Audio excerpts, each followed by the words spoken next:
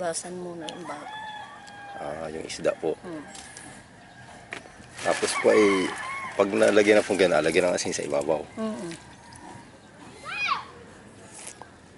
Ilang layer po yun? Halimbawa ay isang dangkal.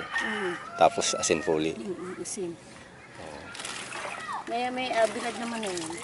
Ilang ano lang po. Yung parang parang, maalat. parang pumasok lang po yung ano. Para pumasok lang. Yung alat. Ganun pala. Pero ito pong isday huli. Dito. Hindi, yung ano po, yung kanina o Kanina. pwede rin kagabi. Ay, hindi. Kailangan na yan. Kailangan umaga. Napsita na yung paggabi. Oo, wala pala. At dahil sobrang alat pati po ano po. Yung pala. Hindi may ibibilad na yun. Kailangan pala po maaga itasik ano. Para pag masikat ang araw. Bibilad na. Masarap siya ang bilad. Pag may araw na. Wala yan.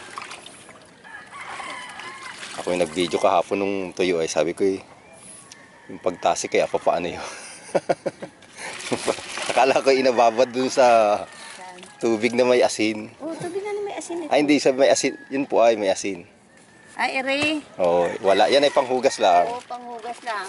Tapos na rin po, ayun ang may tubig, may tubig na may asin. Pero hindi naman po siya karamihan ng asin. Hindi. Kaunti lang. Pag ganito kaliliit, kaunti lang. Depende sa ano. Depende sa size. Sa size yun. Pag malalaki, maraming asin. Okay. Pero yung ganitong maliliit sa lubasi. Ang tawag po dyan ay ano? Sa lubasib. Sa lubasi ba? Yan pala yun. Ay hala po. Maraming salamat po. Mamaya ako makakapag-edit na ng pagtuyo.